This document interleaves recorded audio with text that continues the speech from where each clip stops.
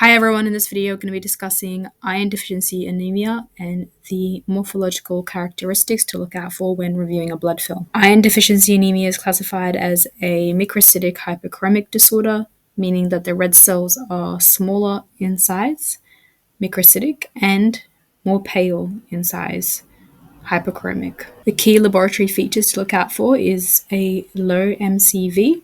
This reflects that the red cells are smaller than normal. Low hemoglobin. When you have low iron stores, you get reduced hemoglobin synthesis. So you'll have a low hemoglobin. Your reticulocyte count is usually normal or decreased. The red cell count is often normal. So the main indices you want to look out for is a reduced hemoglobin and reduced MCV, hypochromic and microcytic, and these are typically decreased proportionately. So you're not going to get an MCV of 59 and a hemoglobin, for example, of 115. They're usually reduced about the same amount relative to the normal range. Blood film findings. The most prominent features are microcytosis, which may be uniform or mixed, meaning not the whole blood film needs to be microcytic. It could be only some of the cells are microcytic. This is usually due to evolving or partially treated iron deficiency. We're going to explain that a bit better later on. Pencil cells, these may or may not be present. Pencil cells are different to elliptocytes. They are more slender and elongated. Elliptocytes tend to be a bit fatter and more oval. Dimorphic blood film, this is when you have a mix of hypochromic microcytic cells and normochromic normocytic cells. This is due to early iron deficiency or, again, when the patient is responding to iron therapy. So the size of the red cells is an important feature when we're looking at iron deficiency. So some people may find it hard to determine whether a red blood cell they're looking at is microcytic or not.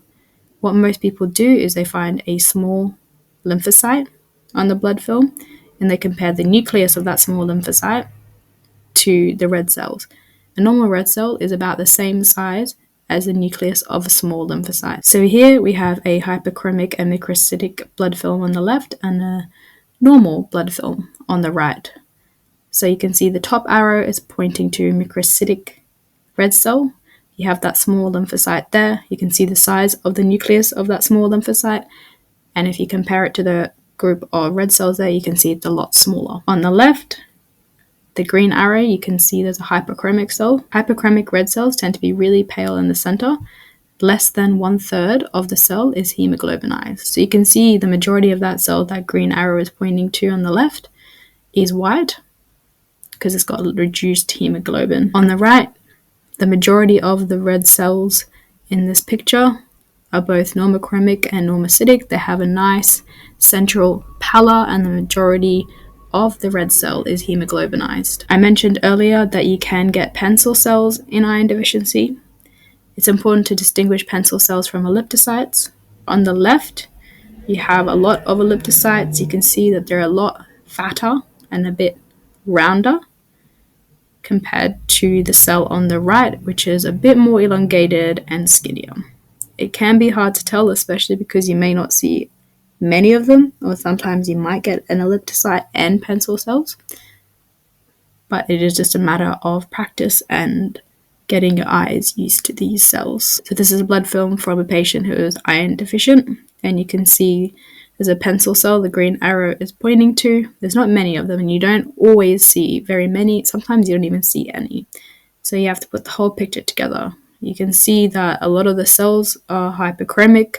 The majority of that cell is white, it's not hemoglobinized all the way, and there's a few small ones as well. Dimorphic blood film, the top arrow shows normochromic normocytic red cells. You can see those two cells have got a nice central pallor and they're about the size of that lymphocyte's nucleus. The arrow on the right shows hypochromic microcytic red cells. If you compare the size of those red cells to that lymphocyte on the far right, you can see they're a lot smaller and they're a lot paler as well. The majority of those cells is white. They're hypochromic. So these are the steps that I go through when I'm looking at a blood film and trying to determine if it's IDA. I look at my red cell indices. Am I seeing microcytosis? Is the MCV low? Are the red blood cells smaller than the nucleus of a small lymphocyte? Hypochromia. Is the hemoglobin reduced? Or is the MCH reduced? Is there an increased central pallor? Is the majority of that cell white? Anisopoikilocytosis. I didn't speak about this earlier, but you get variation in size and shape. Is your RDW increased? Pencil cells.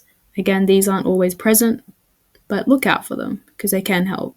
Dimorphic population. Again, this might be happening if the patient is just starting to become iron deficient or they've started getting treatment and we're seeing some normal population of red cells and some hyperchromic microcytic red cells. Your white cells and your platelets are often normal. If the patient has chronic iron deficiency, then you may get reactive thrombocytosis, but generally there's not too much happening with the platelets and the white cells. Obviously, as scientists, we don't actually diagnose the patients, so we just need to look out for these morphological characteristics and report what we see to the clinicians. That's it from me today. If you found this video helpful, let me know, and don't forget to like and subscribe so I know that you enjoy these videos.